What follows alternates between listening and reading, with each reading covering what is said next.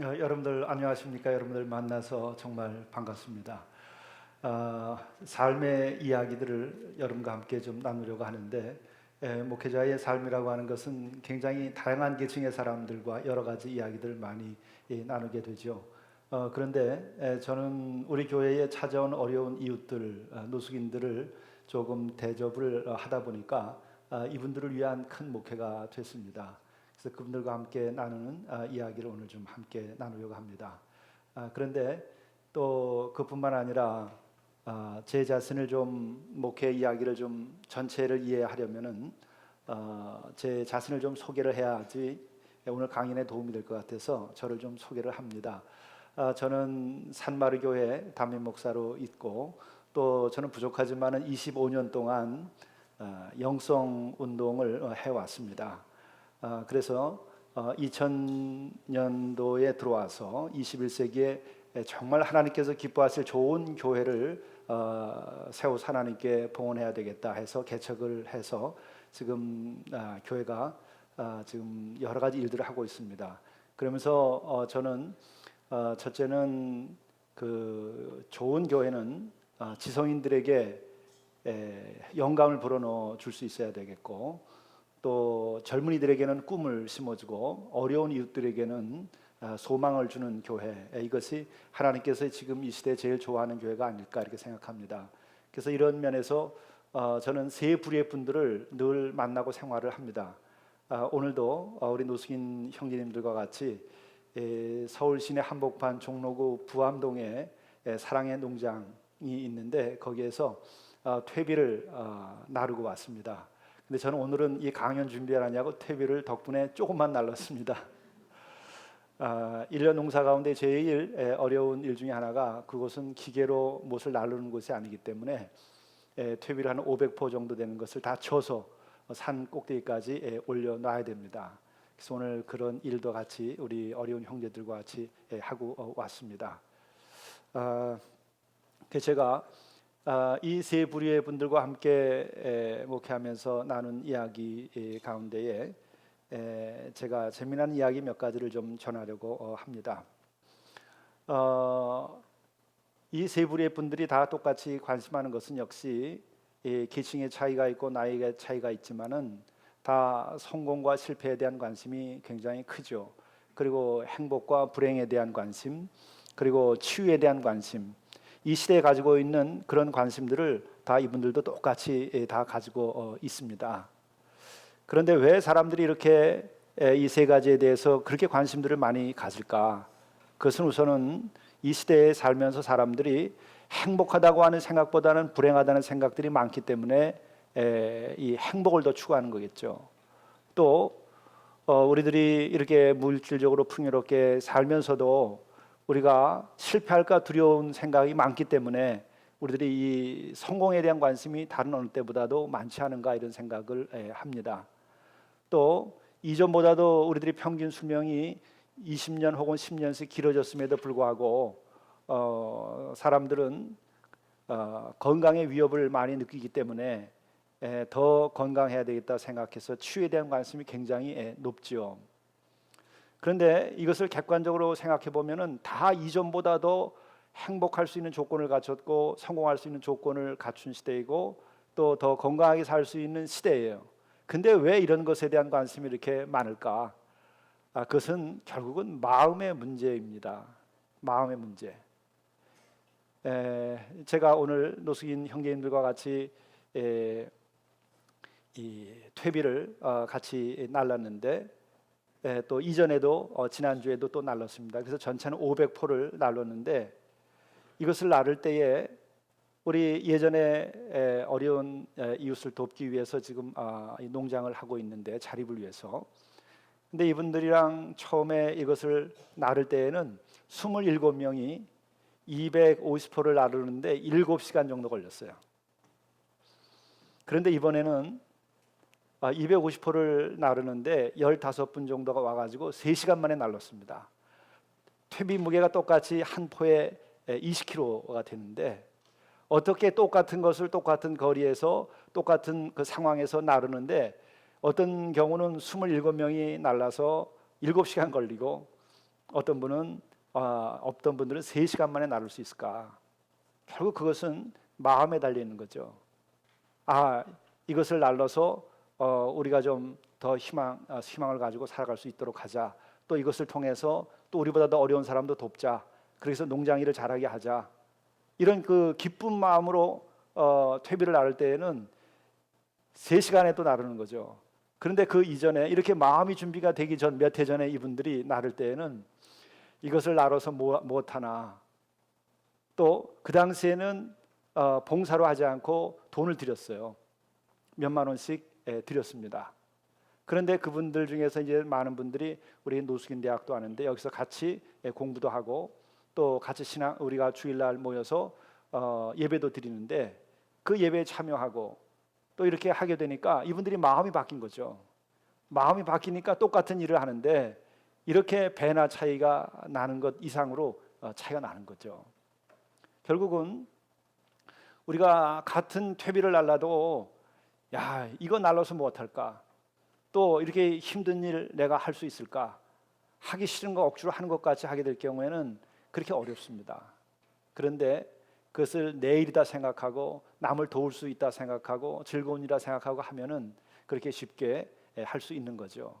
그러니까 결국은 마음의 일입니다.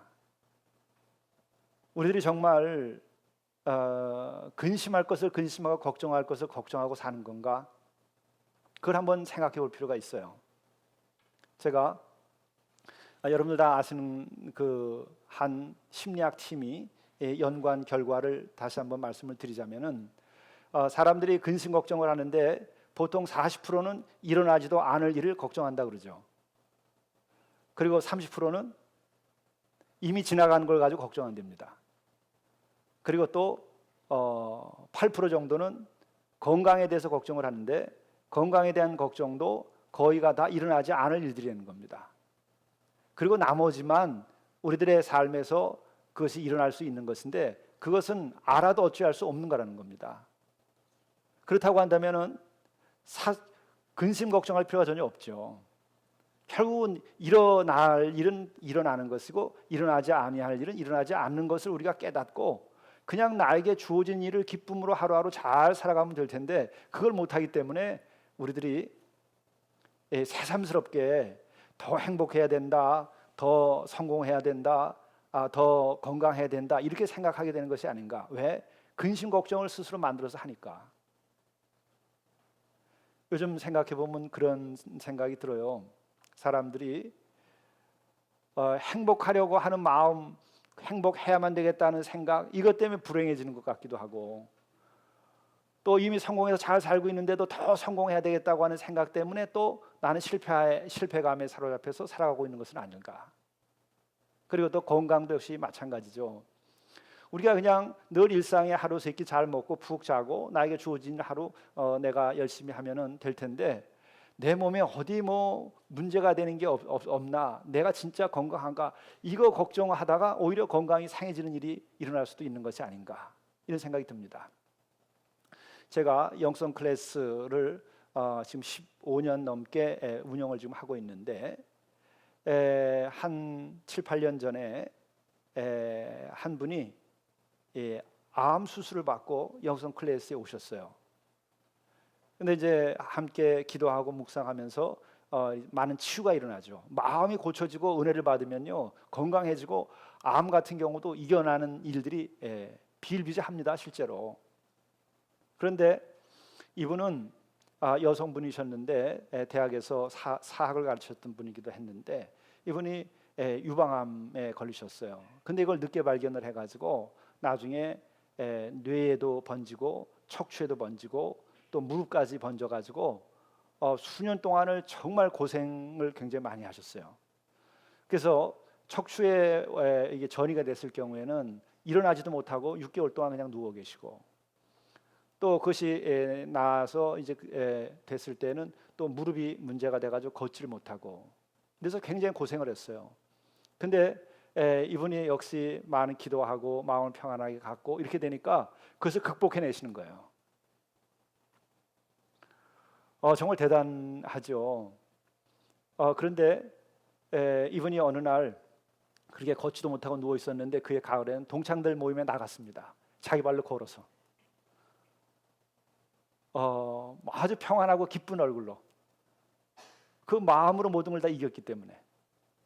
그래서 가니까 이분이 이제 중년이니까는 모인 모든 동창들이 야 나는 50견이다, 나는 여기가 아프다, 나는 저기가 아프다, 전부 아프다는 얘기로 그냥 얘기가 다 진행되는 겁니다.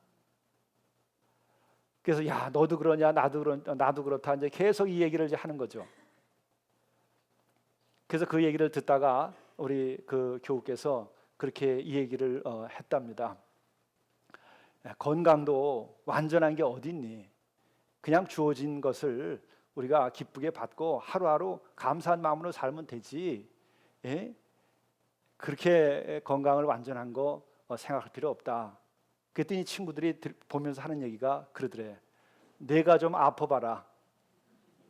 내가 좀 아파봐라. 이 친구가 그동안에 아픈 걸 전혀 연락을 안 했기 때문에 몰랐었던 거죠. 이제 그 이야기를 저한테 와서 하는 얘기를 들으면서 함께 웃었습니다. 바로 우리들에게 있어서 근본적인 것은 사람을 하나님의 형상대로 지음을 받았고 영적인 존재이기 때문에 우리는 내 마음을 어떻게 갖느냐 하는 것이 정말 행과 불행을 결정짓게 되는 것이고, 또 성공과 실패에 대해서도 마찬가지입니다. 건강에 대해서도 마찬가지죠. 빌 게이츠도 그런 얘기를 했습니다. 청년들에게 강의를 할 때에 어떻게 하면 성공하느냐라고 하는 질문을 하버드 학생이 던지니까 이렇게 대답했습니다. 성공이란 무엇인가에 대해서 내가 먼저 정의를 해가지고 그것에 의해서 성공과 실패를 생각해라. 그죠? 자기 나름대로 인생의 계획을 세우고 가치관을 가지고서 나는 이렇게 세상에 왔으니까 이렇게 살다가 가겠다. 나는 이렇게 훌륭하게 살겠다. 보람 있게 살겠다. 이렇게 결정을 하고 그것에 맞춰서 내가 잘 살면 행복하고 성공하는 것이지, 다른 어떤 그 외형적인 것에 목표를 두고 그것에 맞춰서 내가 행복하고 불행하다 이렇게 생각할 것이 아니라는 거죠. 세계에서 제일 성공한 사람의 이야기입니다. 사실 그렇습니다. 우리는 하나님께서 한 영혼을 하나의 우주처럼 독립적으로 아주 하나님의 형상대로 지어서 우리에게 주셨어요. 그러면 나는 나로서의 인생을 살다가 가는 거죠. 그렇죠? 그런데 우리는 꼭 누구와 비교하고 남들이 만들어 놓은 기준에 나를 맞추게 되니까 내가 거기에 맞을 수가 없죠. 옷에 나를 맞추는 게 아니라 나에게 옷을 맞추면 어떤 옷이든지 다 좋은 옷이고 나도 편안한데, 옷에다 나를 맞추려니까 야, 저 옷 너무 이쁜데 내가 거기다 맞춰야 되겠다. 그러니까 허리를 내가 더 조여야 되겠다. 그게 얼마나 힘들어요. 나에게 옷을 맞추고 나에게 인생을 맞춰야죠. 단 내 삶이 하나님 보시기에 아름답고 하나님 보시기에 이것이 그릇된 삶이 아니면 다 나에게 맞게 내가 사는 거죠. 그래서 우리들은 불필요한 근심과 걱정, 그리고 내가 이룰 필요도 없는 그 어떤 그 기준을 가지고서 거기에 맞춰서 행과 불행, 건강과 건강하지 못한 것을 내가 생각을 하니까 우리들의 삶이 어려워지는 거죠. 제가 우리 어려운 이웃들, 노숙인 형제들과 함께 이렇게 자립을 위해서 농사도 짓고 또 노숙인 공동체를 만들어서 그분들이 거기서 일하고 일해서 나오는 수익금을 가지고 그분들이 자립해 나가는 겁니다. 이제 취직을 시켜드려도 결국은 사회가 그 고도 정보 사회가 되고 지식 사회가 되고 이러기 때문에 마음이 배우지 못한 분들은 사회에서 적응하기 어려워요. 그리고 또 사회 구조가 지금은 일용직이라든지 혹은 임시직이 너무 많기 때문에 결국은 취직을 시켜드려도 결국은 서울역으로 돌아오는 일이 벌어집니다. 그래서 이제 그것을 알고 이분들에게 아주 그 보람된 삶을 살 수 있는 방법이 뭘까? 그 방법을 생각한 게 농사를 짓는 훈련을 하고 기술을 배워서 수입을 내 가지고 자립해 나가서 전원 생활하면 되지 않겠느냐. 제가 이제 그렇게 해서 그분들과 함께 지금 일하는 부분이 있습니다. 그런데 그분들을 처음 만났을 때에 얼마 지나니까는 결국은 우리 인간의 문제는 물질의 문제, 돈의 문제가 아니고 마음의 문제라고 하는 것을 그분을 보고도 다시 생각했어요. 아무리 남노하고 먹을 것이 없고 가난할지라도 결국 그분들을 도울 수 있는 방법은 우리가 먹을 것, 입을 걸 대드려야 됩니다. 그런데 그것이 마지막이 아니라 역시 마음의 문제고 영혼의 문제입니다. 그래서 역시 복음이 들어가야 되고 또 하나님의 말씀이 들어가야 되고 사랑이 있어야만 그것을 극복해낼 수 있죠. 그래서 생각한 것이 우리 부암동에 사랑의 농장을 이제 만들어 가지고 거기서 아침에 7시에 올라오시면은 같이 기도하고 숲속에서 산안기가 낀 데서 찬송도 하고 묵상하고 이렇게 합니다. 그러니까 세상에 그렇게 좋은 시간이 없죠. 저도 이게 행복한 시간인데 그분들과 그런 좋은 시간을 갖는데도 이분들이 근심 걱정을 하고 또 그러면서 아침에 커피를 한 잔 마시는데 커피를 마시는 것도 그냥 별로 기뻐하지 않고 이제 드시는 거예요. 처음에는. 그래서 제가 함께 하다가 깨달은 게 있었어요. 그래서 그들에게 말씀을 드린 게 그겁니다. 형제님, 어차피 다 망했는데 왜 근심 걱정입니까? 더 망할 것도 없는데 더 망할 게 있어야 근심하고 걱정하죠. 여러분 그렇습니까? 안 그렇습니까? 근데 이미 옷이 다 젖었는데도 옷 젖을까 봐 걱정하는 거 비정상적이겠죠. 그런데 이것이 모든 사람들의 공통된 마음이라는 것도 알겠어요. 그분들만 그런 처지인가? 인간이라는 게 그렇지 않습니다.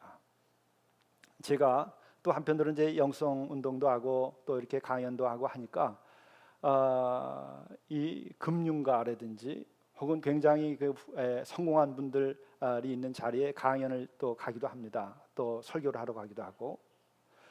근데 거기 가서도 보면은 그분들도 근심 걱정이 많아요.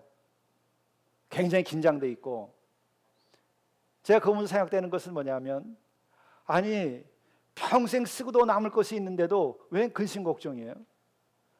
그분들은 다 망해도 평생 먹을 게 그냥 있는 분들인데도 근심하고 걱정하는 거예요. 그거 정상적입니까? 결국 이것도 우리들의 마음의 문제예요. 그러니까는 우리가 진정한 복이라고 하는 것은 무엇인가? 예수께서 말씀하시는 게 첫 번째가 뭐예요? 팔복의 첫 번째가 마음이 가난한 자가 복이 있다. 그렇게 얘기한 거죠. 아무리 많이 가졌어도요. 마음이 가난하지 않으면 늘 부족하고 늘 근심과 걱정이 따르기 때문에 행복을 몰라요.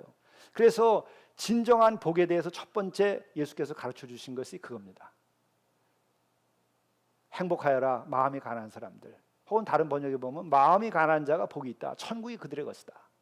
천국의 기쁨이면 어떤 사람이 누리는가? 많이 가진 사람, 높은 데 오른 사람, 그 사람이 천국의 기쁨을 누리는 것이 아니라 마음이 가난한 사람이 천국의 기쁨을 누린다는 거예요. 언제? 죽은 다음에가 아니라 지금 이 순간부터. 그러니까 천국은 항상 여기 있다 저기 있다가 아니라 지금 여기 내 안에 있고 우리들 사이에 있다고 성경은 가르쳐주고 있죠.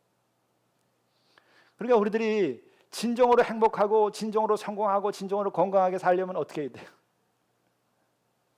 마음을 가난하게 하는 것부터 마음을 써야 되고 또 전통적인 가르침으로 보게 되면은 회개하라는 거예요. 내 마음의 욕심과 또 탐욕들 그리고 지나친 경쟁심 이런 것들을 다 내려놓고 회개하라는 거예요. 그래야 행복이 깃들고 그래야 성공의 그 어떤 보람도 진정으로 얻을 수 있게 되는 것이고 건강해진다는 거예요. 근데 우리는 자꾸 어떤 그 외형적인 것에 자꾸 의지하게 되니까 진정한 행복이 아니라 행복하려고 하다가 그것 때문에 불행해지고 성공하려고 지나치게 하다가 성공의 기쁨을 얻고 영원히 내 인생은 성공하지 못한 것처럼 힘들게 지치게 살다 끝나게 되는 거죠. 저는 한 번은 우리 영성 모임이 있어가지고 저 동해안 바다를 갔었어요. 근데 거기 갔더니 간성이라고 저 북쪽에 있죠. 그런데 그 할머니 한 분이 아주 머리가 하얀 할머니이신데 깨끗하게 그 옷을 차려 입으셨는데 생선을 잘 말려가지고 시장에 이렇게 내다 놨어요. 근데 그게 얼마나 깨끗한지 모르겠어요. 참 어떻게 그 시장에 이런 분이 계실까 하는 느낌이 들 정도로 아주 그 비싼 옷이나 이런 건 아니지만은 깨끗한 느낌이 드는 분이었어요. 그래서 우리 함께 갔던 이제 친구들이 그렇게 얘기를 했습니다. 이거 할머니 굉장히 보기가 좋네요. 이거 저희들이 다 살 테니까 얼마 주시겠어요? 그랬더니 안 돼. 아니 우리가 다 사겠다는데 왜 안 될까? 아 이게 무슨 말씀이세요? 그랬더니 이거 다 주고 나면 오늘 날 뭘 하라고? 아니 지금 뭐 팔러 나오신 할머니가 한 번에 지금 다 팔아버렸으면 끝나고 오늘 아주 돈도 많이 버시고 좋을 텐데 그게 아니에요. 이거 다 주고 나면 오늘 나는 뭘 하라고? 하루 거기 나와서 장터에서 사람들 만나고 그거 자기가 아주 정성 들여서 말린 것을 팔고 드리고 하면서 거기서 기쁨을 누리는 거죠. 사람을 만나고 자기가 좋게 만든 그 생선 말린 것을 주면서 그 사람이 성공한 거죠. 그렇죠? 어떤 게 성공이겠어요? 그분은 행복하겠죠. 그런 마음이 있으니까 그분은 아주 건강한 모습입니다. 저는 똑같은 일을 하면서 퇴비를 나르면서도 그렇게 힘들어 하던 이들이 지금은 그렇게 가볍게 3시간 만에 다 나르는 것을 보고 또 그 가운데서는 어떤 분들이 있는가 하면요, 제가 정말 마음이 중요하다고 하는 것, 믿음이 중요하다는 것을 다시 생각하는 것이 뭐냐면 이분들이 마음이 바뀌니까 그 가운데 어떤 분들이 생기냐면 그분들에게 이제 생활하기 어렵고 하니까는 먹을 것도 드리고 이제 이렇게 선물도 하죠. 이럴 때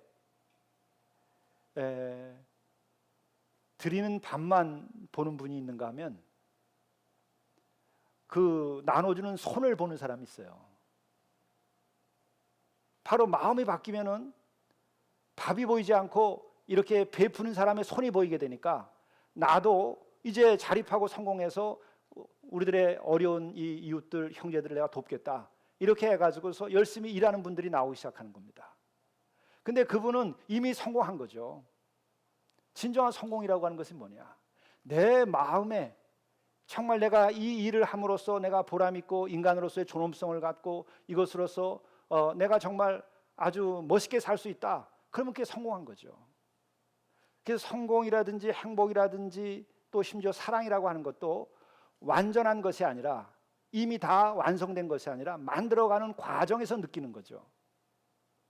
그렇기 때문에 우리는 행복이라든지 또 성공이라든지 건강이라든지 이런 것들도 어디 밖에서 떨어지는 것을 내가 받는 게 아니라 내가 삶의 과정에서 내가 그것을 행복하게 느끼고 보람 있게 느끼고, 그리고 또 그 가운데에서 내가 정말 그 충만함을 가질 때 건강도 찾아드는 것이고, 또 몸이 아파도 내가 일상을 잘 살면서 감사하며 살 수 있다고 할 때는 그 사람은 건강한 사람이라고 말할 수 있는 거죠.